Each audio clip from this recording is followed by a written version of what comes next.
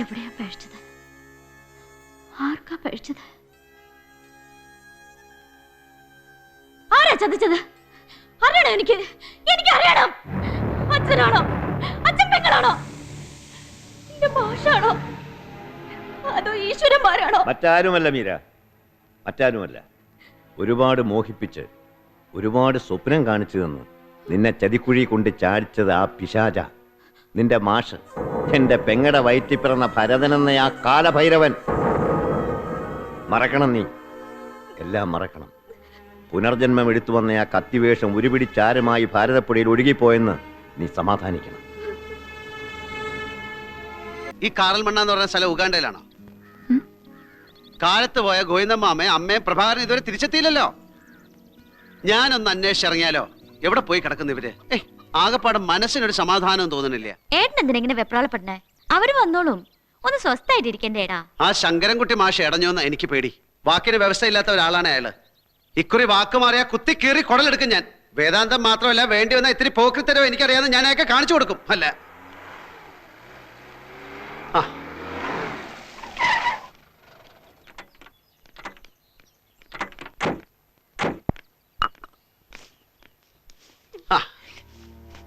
എന്താ എന്താ എന്താ ഉണ്ടായത്? എന്താ ഉണ്ടായെന്നാ ചോദിച്ചേ? നീയെങ്കിലും ഒന്ന് കാര്യം പറ പ്രഭാകര. സമ്മതമല്ലേ അവർക്ക് ഈ കല്യാണത്തിന്? സമ്മതാണ്. പിന്നെ ആ ചടങ്ങില്, ആ പന്തലില് നീ ഉണ്ടാവാൻ പാടില്ലാത്രേ. ശടിച്ചു പറഞ്ഞു ശങ്കരൻകുട്ടി മാഷ്.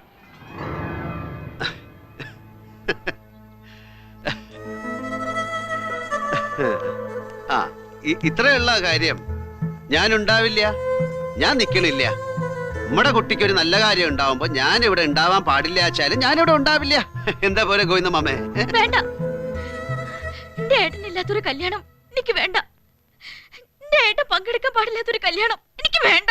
മോളെ, അങ്ങനെ ഒന്നും പറയരുത്. ഏട്ടനെ വേദിച്ചിട്ടൊരു ജീവിതം എനിക്ക് വേണ്ട. സമ്മതിക്കില്ല ഞാനതിന്. ഞാൻ പറയണത് കേൾക്കണം എന്റെ മോള്. വാ, ആ വിദ്യാസുരൻ ശങ്കരൻകുട്ടി മാഷ് പറഞ്ഞു വെച്ചിട്ട് ഇല്ലാണ്ടായി പോണതാണോ ഞാനും നീയും തമ്മിലുള്ള രക്തബന്ധം? സമ്മതിക്കണം. ഏത് നിമിഷവും പാളം തെറ്റിയേക്കാവുന്ന ഒരു മനസ്സാണ് ഈ ഏട്ടൻ്റെത്. അത് നീ മറക്കരുത്. ഈ കല്യാണത്തിന് എന്റെ മോള് സമ്മതിക്കണം, സമ്മതിക്കണം, സമ്മതിക്കണം. വെറുതെ ഇരിക്ക്. നല്ല അസൽ അടി വെച്ചിരുന്നു ഞാൻ. ഓരോ തോന്നിയ ദിവസം കാണിച്ചു വെച്ചിട്ട് കുറുമ്പ് കാണിക്കാം. ഇതിലും ഭേദം ഒരു കത്തിയെടുത്ത് മേലാസകലം കുത്തി കീറല്ലായിരുന്നോ? കണ്ടില്ലേ, കലം അടച്ചിട്ട് കാടം പൂച്ച ഇരിക്കണ പോലെ ഇരിക്കണത്. കള്ള ലക്ഷണം അത്.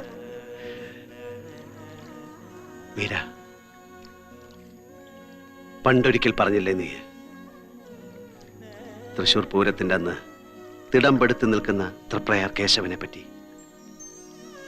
വാലിലെ ഒരു രോമം വെട്ടിക്കെട്ടി, ഒരു മോതിരം വളച്ചു കെട്ടി, മനസ്സിന്റെ പേടി മാറ്റാൻ, ജീവിതത്തിൽ ഒരു മോക്ഷം ഉണ്ടാവാൻ എന്നൊക്കെ പറഞ്ഞില്ലേ നീ? ആ കേശവന് മതം പൊട്ടിച്ചാൽ പേടിക്കോ നീ? പേടിക്കോ നീ? മതപ്പാടെടുത്ത് പാപ്പാനെ ചവിട്ടിക്കൊന്ന് ചിഹ്നം വിളിച്ച് അതെങ്ങനെ നിന്റെ നേരെ നടന്നു വരുമ്പോ പേടിച്ചു ഓടിക്കളയോ നീ? ഇല്ല ഇല്ല എന്റെ ഏട്ടാ. പിന്നെന്ത് ചെയ്യും നീ? വിളിക്കും ഞാൻ ഉറക്കെ, സ്നേഹത്തോടെ, ശാസനയോടെ, കേശവാന്ന്. അപ്പോ അടങ്ങിക്കോളും, അനുസരണ കാട്ടിക്കോളും. കാട്ടില്ലാച്ചാല് പിന്നെ കൊല വിളിച്ചാല്?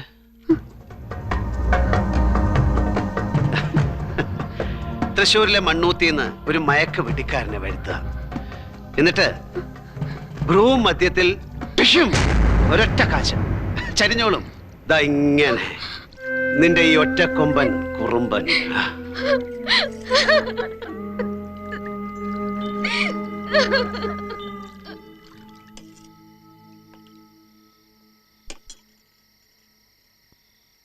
സാരി ഉടുത്തപ്പോ ഭാമയെ കാണാൻ നല്ല ഭംഗിയുണ്ടായിരുന്നു അമ്മേ. ഉണ്ടാവണം. സൂര്യ തേജസ് ഉണ്ടായിരുന്ന നാരായണ പിഷാരടിയുടെ മോളല്ലേ അവള്?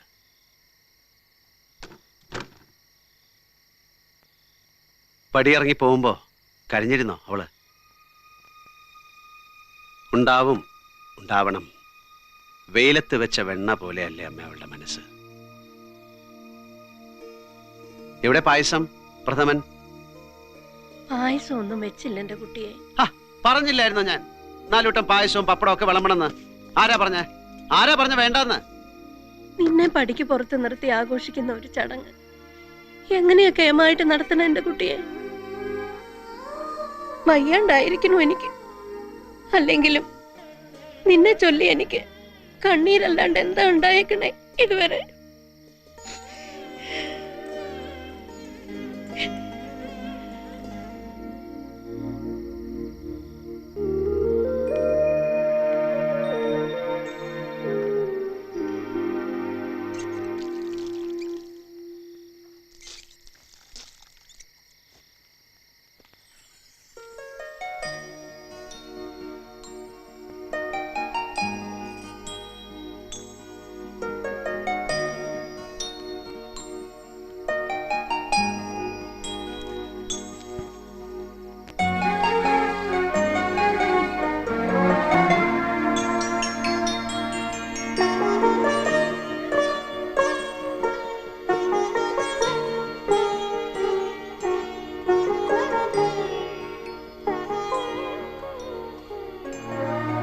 ഓർത്തിരുന്നു എപ്പോഴെങ്കിലും ഏട്ടൻ എന്നെ?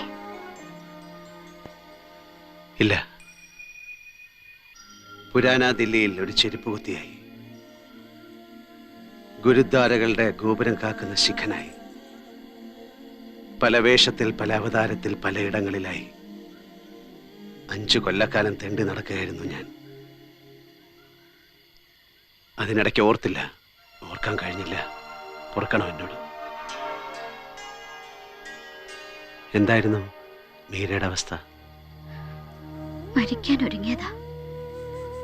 ഒന്നല്ല, ഒരു 100 വട്ടം. സമ്മതിച്ചില്ല ഈശ്വരന്മാര്.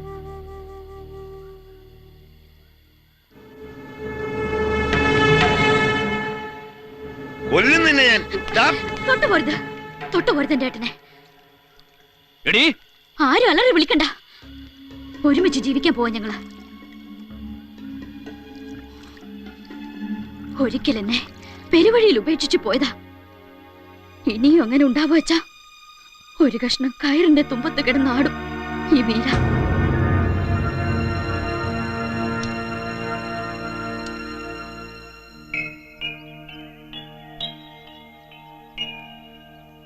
വിശ്വനാഥനൊന്നും പറഞ്ഞില്ല.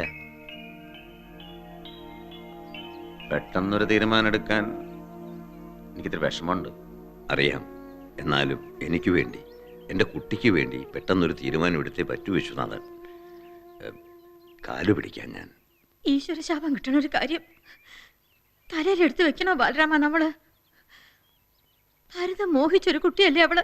എന്ത് ഈശ്വരശാപം ദൈവപ്പെടുത്തി? ഒരിക്കലും പന്തലും പണ്ടവും പായസവും ഒക്കെ ഒരുക്കി വെച്ച് അവനെ കാത്തിരുന്നില്ലായിരുന്നോ നമ്മള്? ആരാ അതൊക്കെ വേണ്ടെന്ന് വെച്ചത്? ആരാ ഒക്കെ തകർത്ത് തരിപ്പണമാക്കിയത്?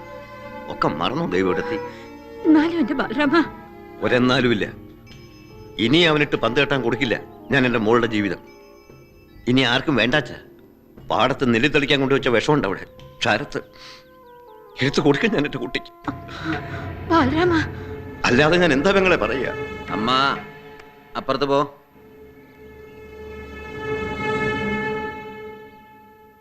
അമ്മോട് അപ്പുറത്ത് പോവാനാ പറഞ്ഞത്.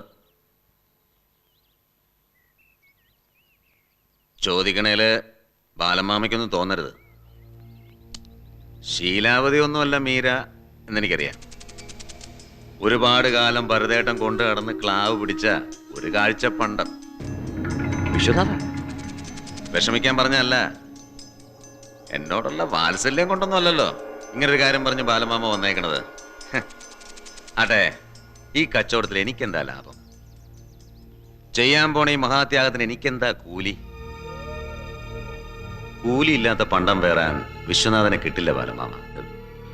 ഞാനായിട്ട് അധ്വാനിച്ചുണ്ടാക്കി ഒരുപാട് സ്വത്തും മുതലും ഉണ്ട് ക്ഷാരത്ത്. ഒക്കെ മീരയ്ക്കുള്ളത്. അവൾക്കൊരു ജീവിതം കൊടുക്കാൻ തയ്യാറാച്ച നിനക്കും. ഈ മാസം 16-ാം തീയതി എനിക്ക് ദുബായിക്ക് മടങ്ങണം. അതിനു മുമ്പേ ആഘോഷമൊന്നും വേണ്ട, ഞാനും 2 ചങ്ങായിമാരും കാണും. മടകത്തി മണി കൃഷ്ണൻ പറഞ്ഞൊരു താലിയും കേട്ടാ. എന്താ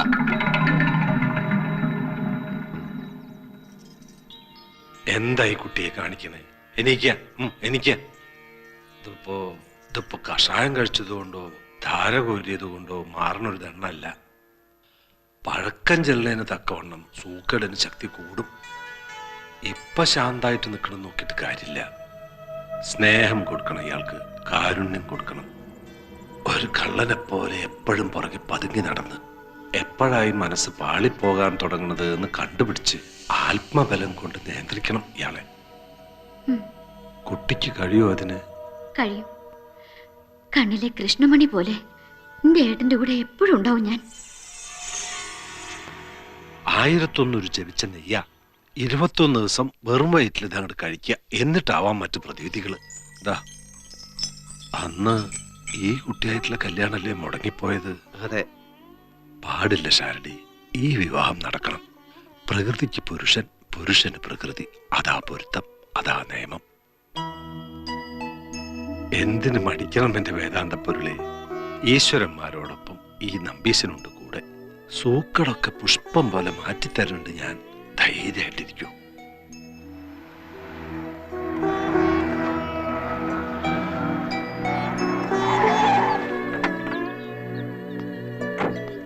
അമ്മേ, അമ്മേ, ഒരു നിലവിളക്ക് കത്തിച്ചു വയ്ക്ക. ലക്ഷ്മി, താലത്തിലൊരു പുടവ ഇങ്ങോട്ട് എടുക്ക. കുരവ ഇടാൻ അറിയോ ഗോവിന്ദമാമയ്ക്ക്? വീണ്ടും വയ്യാണ്ടായോ ഭരതൻ നിനക്ക്? ഞാൻ ഭ്രാന്ത് പറയല്ല. എന്റെ കല്യാണം നടക്കാൻ പോവാ ഈ വീട്ടുമുറ്റത്ത് വെച്ച്. ഇപ്പൊ ഇറങ്ങി വരിക.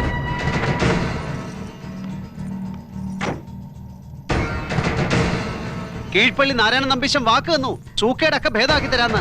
മീരെ താലി കെട്ടിക്കൊള്ളാൻ അനുവാദം തന്നു. പറഞ്ഞ വഴിക്ക് കൃഷ്ണന്റെ അമ്പലത്തിൽ വെച്ച് ഞാൻ ഇവളുടെ കഴുത്തി മിന്നു കെട്ടി.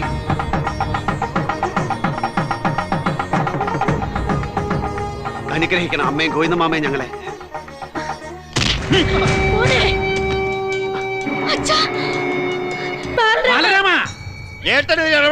കൊണ്ടുപോകരുത് അവളെ.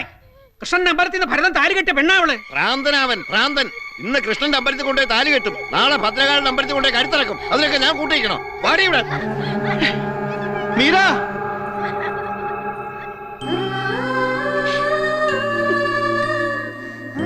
കൊണ്ടുപോകരുത് അവളെ.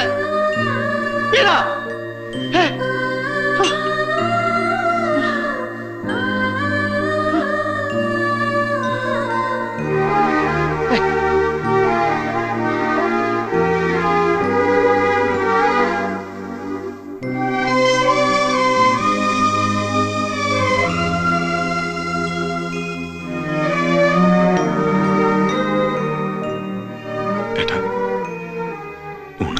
കൊണ്ടുപോടാ അവിടുന്ന്. കാലത്ത് തെക്കേ മുറ്റത്ത് വെച്ചോട്. ബലിക്കാക്ക വന്ന് കുത്തിക്കൊള്ളും. ഏട്ടന് പിണ്ണം വയ്ക്കാൻ വന്നിരിക്കുന്നു. അങ്ങനൊന്നും പറയില്ല എന്റെ ഏട്ടൻ. എന്തിനായിരുന്നു പ്രഭാകര കെട്ടി എഴുന്നള്ളിച്ച് എന്നെ കൊണ്ടുവന്ന്? ദൂരെ ദിക്കിൽ എവിടെയെങ്കിലും കിടന്നങ്ങോട്ട് ഒടുങ്ങി പോയില്ലായിരുന്നോ ഞാൻ? പ്രശ്നം ഉണ്ടാക്കും ഏട്ടൻ.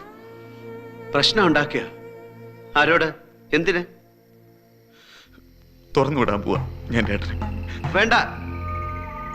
ഈ പത്തായപ്പുരയെ കിടന്ന് പുഴുത്ത് പെടഞ്ഞ് നരകിച്ച് മരിച്ചോളാം ഞാൻ. ആർക്കും ഒരു ഉപദ്രവം ഉണ്ടാക്കാതെ.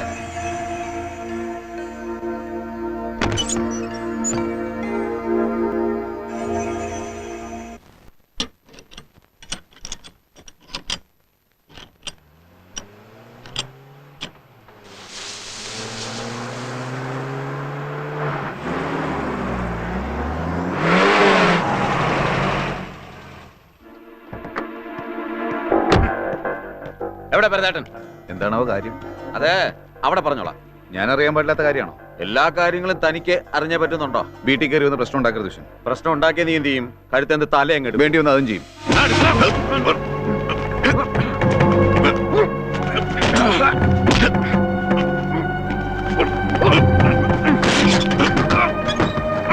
വിശ്വനാഥ, ഭ്രാന്തുണ്ടോ നിനക്ക് എന്ന് ചോദിക്കാനുള്ള അവകാശം എനിക്കില്ല. കാരണം അതുള്ളത് എനിക്കാണല്ലോ. എന്തിനാ കുട്ടിയെ, എന്തിനാ വെപ്രാളം കാണിക്കണേ? ആരോടെ, എന്തിനാ നിന്റെ ഈ ശോഭം? അത് ശരി, അരി നിന്ന് ആചാരിച്ചും കടിച്ചു പിന്നെ എന്നെ ഉപദേശിക്കാൻ വരരുത്. നാളെ ഞാൻ വന്ന് കൊണ്ടുപോവാ മീരെ എന്റെ പെണ്ണായിട്ട്. എതിര് നിൽക്കാൻ ഇടങ്ങറുണ്ടാക്കാൻ വരരുത് ആരും. വിശ്വനാഥ, വരട്ടണ്ട. നിങ്ങൾ കുപ്പയിലേക്ക് വലിച്ചെറിഞ്ഞൊരു എച്ചില ഞാൻ ഉണ്ടാൻ പോണെന്ന് എനിക്കറിയാം. ഇനി അതിന്റെ ഒരു അസ്ഥി കഷ്ടത്തിന് വേണ്ടി കടിപിടി കൂടാൻ വന്നാല് വിവരമൊക്കെ മനസ്സിലാവും. വിശ്വ ആനാ പറയുന്നത്.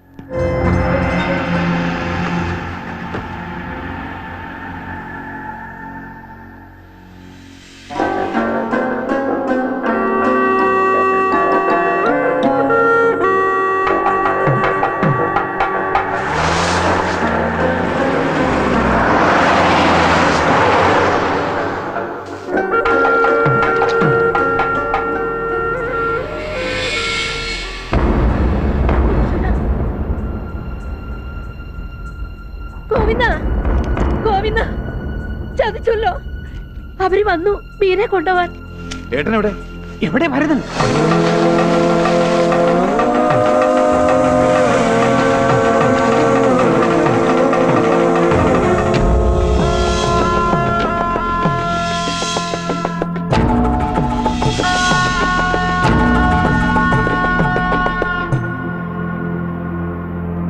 എന്തിനാ നിന്റെ പുറപ്പാട്?